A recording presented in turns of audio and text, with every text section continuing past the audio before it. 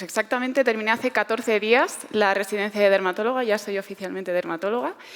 Y desde R1, nada más empezar, pues vi esa necesidad, digamos, no cubierta, de que como médicos en general estuviéramos formados en este tema que nos resulta tan diferente y fuera de nuestra zona de confort.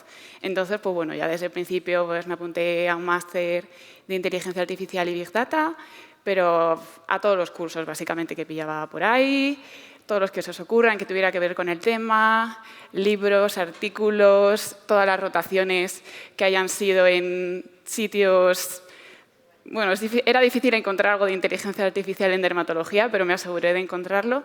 Y bueno, lo que pongo ahí de la Universidad de la Vida, Universidad de la Calle, al final pues no me gusta limitarlo a un máster, que quiere decir cualquiera se apunta, ¿no? Bueno, por intentar resumirlo un poco.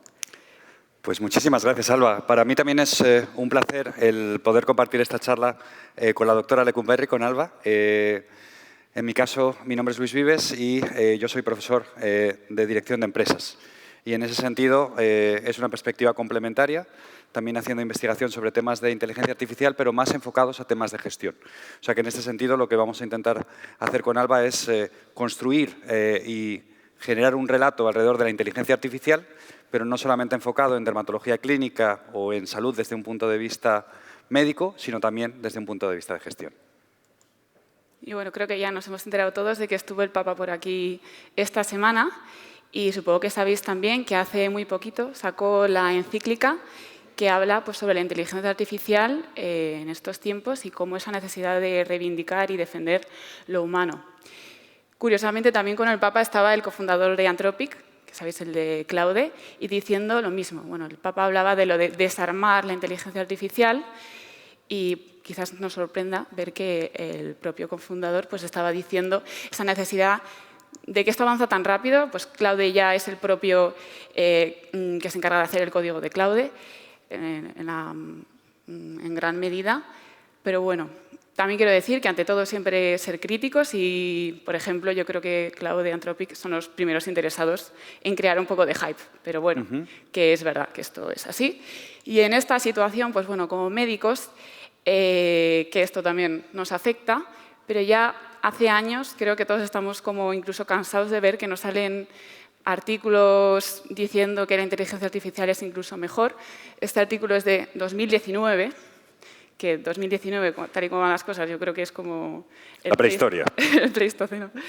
Y bueno, decían eso, que son mejores que los dermatólogos, pero bueno, como siempre, hay que ser críticos, hay que saber interpretar los resultados. Y en este caso, pues, por ejemplo, era una situación muy concreta, que era diferenciar el nevo melanocítico del melanoma. O sea, lesiones melanocíticas, una situación muy concreta, benigno de maligno y sin otro tipo de datos, situación clínica. O sea, que bueno, que todo esto hay que interpretarlo.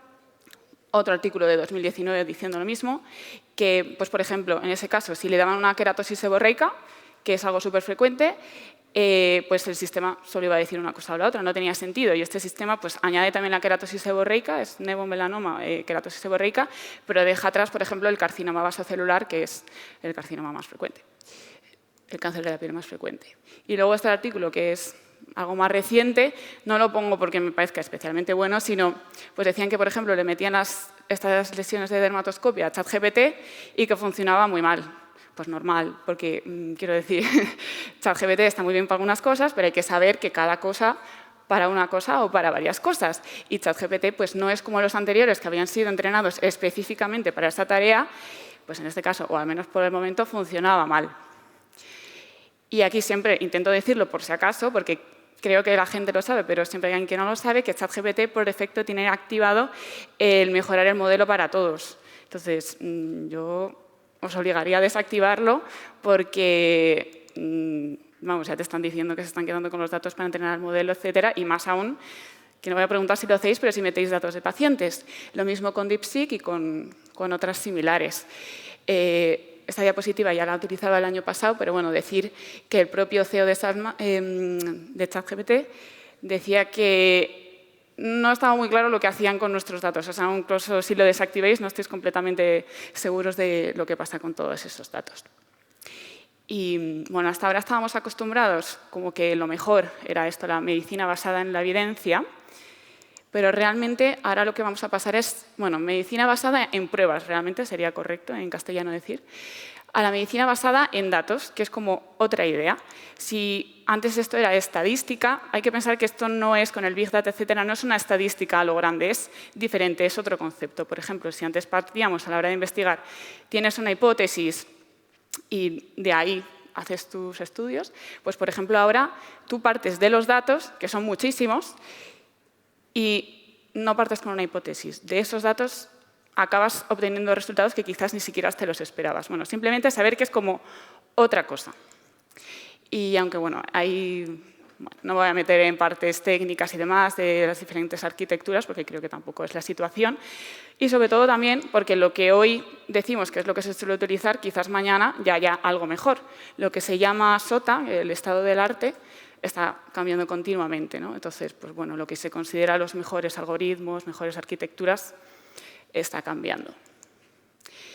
También me gustaría que os quedaréis con la idea que con esto de la inteligencia artificial, cuando hablamos de utilizarla en medicina, en general no desarrollamos todo desde cero, que es lo que se llamaría from scratch. No, eso es bastante complicado y lo que normalmente es partimos ya de cosas preentrenadas, que es lo que se llama transfer learning.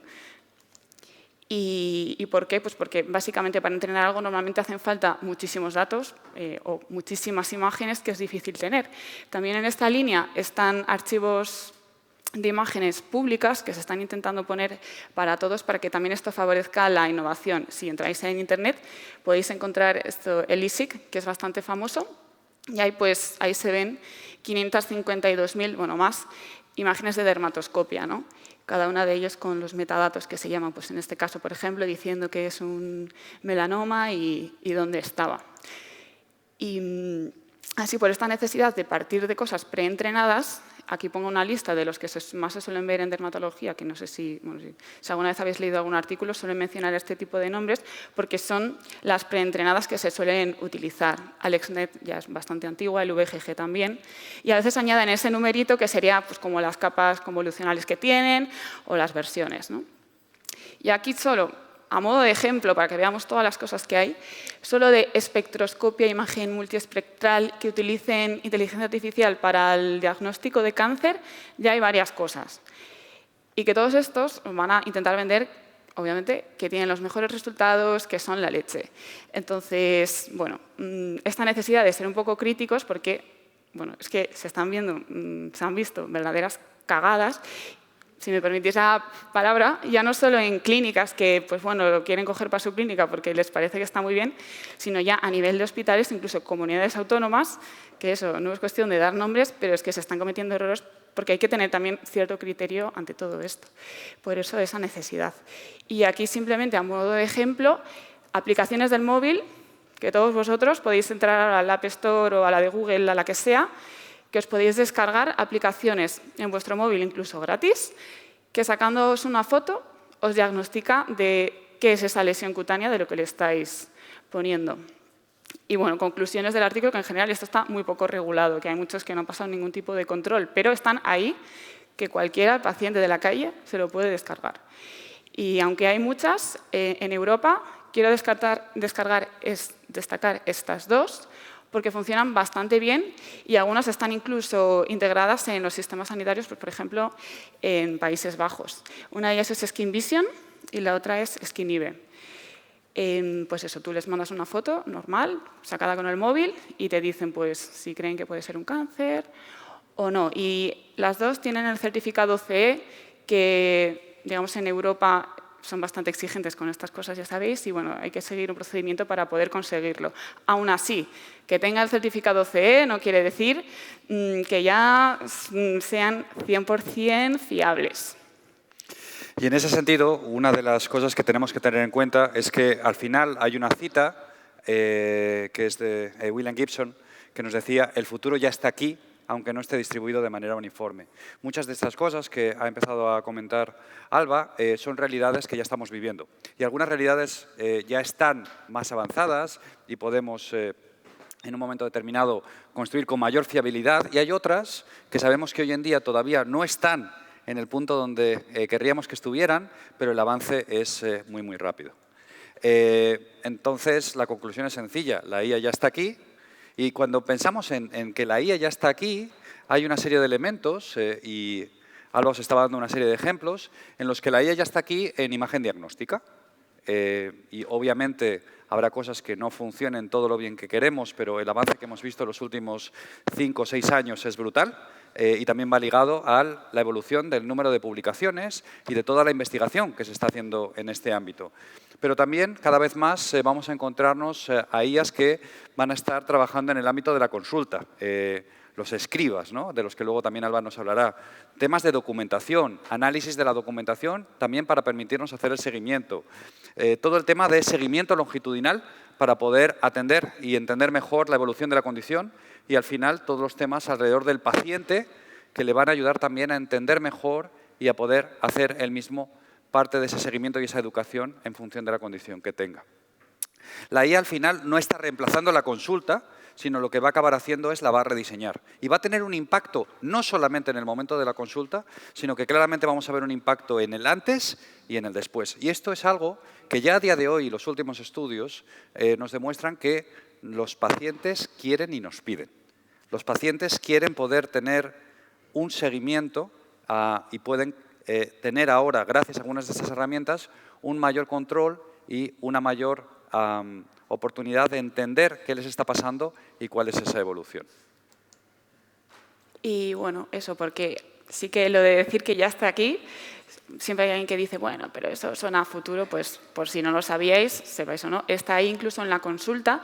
En este caso, esto es de Canfield, después de haber hecho un Vectra, que ya de manera automática te detecta todas las lesiones, incluso detecta si hay una evolución, lesiones previas, si han ido cambiando y ya te dice si eso, ante los cambios, pues por ejemplo, cuáles deberías fijarte.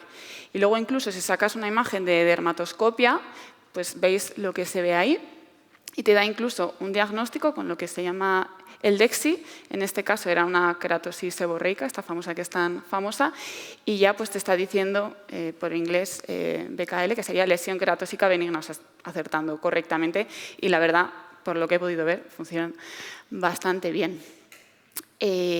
También tenemos esto mismo para el móvil de Canfield, en este caso eso, simplemente utilizando el móvil sin necesidad de Vectra ni nada, utilizando la imagen de dermatoscopia, te da lo mismo. Pues en este caso era otra queratosis seborreica y también haciendo bien el diagnóstico.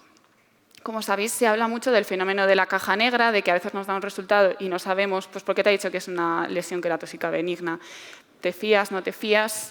Entonces, ahora se lleva mucho el intentar las cosas que te ayudan como a ver por qué te está dando ese resultado y bueno, hay diferentes tecnologías que ayudan un poquito, yo digo no completamente, a quitar este efecto de caja negra, pero por ejemplo aquí pues te señala en azul en qué partes de la imagen se está fijando el sistema para darte el resultado y en este caso pues vemos que se está fijando en la parte de la lesión, cosa que ya es buena señal porque si se estuviera fijando pues yo qué sé, en las rayas de medir pues igual no sería fiable. Y lo mismo, he hablado de Canfield, pero PhotoFinder, digamos la competencia, también tiene cosas similares. Incluso, en este caso es una cosa que en tiempo real, conforme vas ahí con la dermatoscopia, te da un score del riesgo que cree que tiene. Y lo mismo, si sacas imágenes de dermatoscopia, pues también te da un valor del riesgo. Eso tiene el certificado, de nuevo, en la Unión Europea muy regulado. Y en tricología, pasando, también hay, lo que más establecido está, son cosas que te miden los pelos, básicamente, que los cuentan, te dice, por ejemplo, la densidad de pelo que hay, que esto pues, puede ayudar a lo largo del tiempo si ha mejorado o ha empeorado. También te puede decir si en los folículos hay 1, 2, 3 pelos, o decir qué tipo de pelo es. Aunque, bueno, al final solo están contando y midiendo. Y pues en esta línea, en la Unión Europea, esto está regulado ya por el AI Act y estamos bueno, bastante controlado y en un principio os parece que nos quedamos un poco a la cola a veces en Europa, pero son conscientes de todo esto y de la necesidad de compartir datos y por eso se están intentando hacer estrategias para que compartamos datos a nivel europeo y así favorecer la innovación.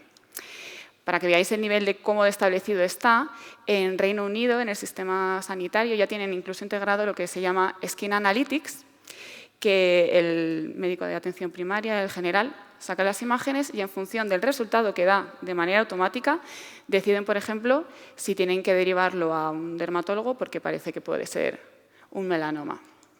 Y esto es del congreso de la ADV que fue hace nada, el congreso que tenemos en dermatología del Nacional, y ya tenían su puestito para que veáis cómo se está integrando todo esto, cómo nos llegan, pues igual que nos hablaban de fármacos, ahora nos van a hablar de todo este tipo de tecnologías. Insisto, por eso esa necesidad de tener cierta idea. Todavía no se han integrado en España, pero bueno, están intentando hacerlo.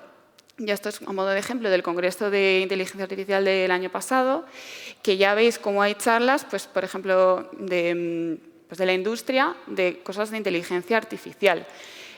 Mismamente pues, hablaron de un escriba en aquel momento que era T.D. Listener de Top Doctors, y igual que hay hay otros, pues, por ejemplo, en Quirón Salud, muchos de ellos ya lo conoceréis porque se están utilizando en consultas, también en la Fundación Jiménez Díaz por eso, que tienen otro que se llama Scribe, ¿no? Y eso ya si vais a Quirón, puede ser que lo estén utilizando. En Sanitas, pues más de lo mismo. Entre otras cosas, tienen escribas para que grabe, digamos, la conversación durante la consulta y lo escriba sin que tengas que estar tú ahí redactando. A nivel español tenemos Llamalítica, que lo fundó el cofundador de Doctoralia, que es tu amigo, me parece, precisamente. Y esto es interesante, aparte de que ya se está, de nuevo, integrando en algunos hospitales, pues ahí pone Castilla y León, o incluso Barcelona también. Es interesante, ¿por qué? Porque la mayoría de estas cosas las suele desarrollar, por ejemplo, Estados Unidos, o gente que no está de aquí. Si luego hubiera cualquier problema, por lo que sea, pues podríamos tener problemas con todo esto. Entonces sí que es interesante también, de nuevo, que a nivel local tengamos nuestra propia innovación. Y aunque digo, hay muchísimos escribas, aquí destaco 4 que serían como de los que más renombre tienen a nivel mundial. Y al final, pues cuando hay varias opciones, ¿quién se ganará más hueco? Probablemente el que consiga integrarse en los sistemas sanitarios, por supuesto, y también tienen a ofrecer más cosas que no sea solo grabar la consulta, ¿no? Pues, por ejemplo, Heidi también tiene un buscador tipo Open Evidence, como que intentan cada vez ofrecer más cosas para ser el que se hace con el liderazgo. Y en este sentido, una de las cosas que nos ha mostrado Alba es que ya hay muchísimas cosas pasando a nivel de IA en el ámbito de salud clínica. Pero una de las cosas que queríamos comentar en esta charla es que al final la IA no va a impactar solamente la salud clínica, sino que va a impactar también toda la parte organizativa. Y tenemos que ser conscientes de que esta segunda ola está empezando a llegar también. Y desde un punto de vista de profesionales del sector de la salud, tenemos que entender cómo la IA va a ir más allá del diagnóstico. Vamos a seguir teniendo sistemas que van a ir mejorando en el ámbito del diagnóstico, pero también vamos a tener sistemas que cada vez más nos van a ayudar a recuperar tiempo. Yo creo que una de las claves es que toda esta tecnología nos tiene que ayudar a recuperar lo más valioso que tenemos, lo que no podemos almacenar, que al final es el tiempo. Y en este sentido nos van a ayudar estos sistemas a preparar resúmenes automáticos de visitas, a preparar informes, a tener una respuesta inicial prácticamente automática de temas no clínicos que nos consume tanto tiempo y también todo un tema de clasificación y análisis de motivos de consulta. Con lo cual vamos hacia menos carga administrativa, que estoy seguro que muchos de los médicos aquí en la sala aplaudirán, y poder ganar tiempo para tener más práctica clínica. Por otro lado, tiene un impacto económico. Esto lo medimos también en rentabilidad. ¿Por qué? Porque en un momento determinado esto me puede ayudar a generar recordatorios personalizados. ¿Cuántas veces no sufrimos el hecho de que no está llegando el paciente cuando tiene que llegar o que en un momento determinado, ¿no? Tenemos una serie de ausencias que al final rompen parte de la programación que habíamos desarrollado? También temas ligados a codificación y facturación y, por supuesto, búsqueda en un momento determinado de pacientes que pueden ser candidatos a algunos de estos proyectos y ensayos. Y finalmente, hay una tercera dimensión que no debemos perder de vista, que es la calidad, ¿no? De qué manera vamos a ser capaces de generar una mejor experiencia y una mayor consistencia clínica gracias justamente al uso de la inteligencia artificial. Y en este sentido tenemos que entender qué debemos medir. Y la medición va a ser clave porque la medición es la base para poder entender mejor y a partir de ahí tener la capacidad también de impactar y de mejorar. Tenemos que ser capaces de medir elementos que van alrededor de tiempo clínico. ¿A qué le estamos dedicando nuestro tiempo? Una de las cosas que me gustaría invitar a todos los médicos de la sala, pero también a todas las personas que se dedican a la gestión en las clínicas, es a qué temas estáis dedicando vuestro tiempo. Porque en un momento determinado, la IA es algo que nos puede ayudar a mejorar. El segundo nos va a ayudar a impactar en temas, como veíamos, de calidad clínica. En un momento determinado, mejora de la experiencia. Y no solamente mejora de la experiencia de los pacientes, sino también mejora de la experiencia, en este caso, del profesional médico, que en ocasiones puede llegar a temas de gran carga o incluso de burnout, ¿no? Y finalmente, como veíamos, y muy importante también, tener un impacto desde un punto de vista de rentabilidad. Entender mucho mejor cuáles son esos ingresos que estamos siendo capaces de conseguir por hora clínica, mejorar los ratios de ausencias, incrementar la productividad y tener la capacidad de medir el retorno sobre la inversión de los pilotos. Porque al final, lo que no se mide no se gobierna y lo que no somos capaces de gobernar no lo deberíamos escalar. Y esto es una cosa que es fundamental. Antes de empezar a entrar de manera fuerte en toda esta ansiedad que nos está generando la inteligencia artificial, que parece que si no hacemos cosas nos estamos quedando atrás, tenemos que entender muy bien en qué ámbitos queremos impactar. Y con Alba, una de las cosas que queríamos proponeros era una hoja de ruta, ¿no? Y a partir de aquí, ¿qué? Porque tenemos la oportunidad de estar en este maravilloso palacio en un sábado en la mañana hablando de inteligencia artificial, pero ¿qué hacemos el próximo lunes, ¿no? ¿De qué manera llevamos esto a que sea algo que vaya más allá de escuchamos una charla de la doctora Lecumberri y de un profesor de gestión que era interesante, pero ¿y a partir de aquí qué hacemos, ¿no? Entonces, una de las cosas que queremos animaros es a que antes de terminar el congreso os paréis y penséis en un problema real que tenéis ahora mismo, un elemento que os está haciendo sufrir y que a lo mejor la IA puede ser una buena aliada para ser capaz de mejorarlo. Y intentar entender cómo poder en 30 días generar un piloto y en 90 días empezar a escalar. Porque en estas cosas también hay que ser visionario y una de las cosas que sabemos que el grupo Pedro Jaén en su ADN es esa capacidad de ser visionarios, pero luego hay una parte fundamental que es tener la capacidad de hacer lo que los americanos llaman el walk the talk, ¿no? Cómo vamos a avanzar, cómo vamos a empezar a implementar las cosas. Entonces, ¿qué podríais hacer la próxima semana, ¿no?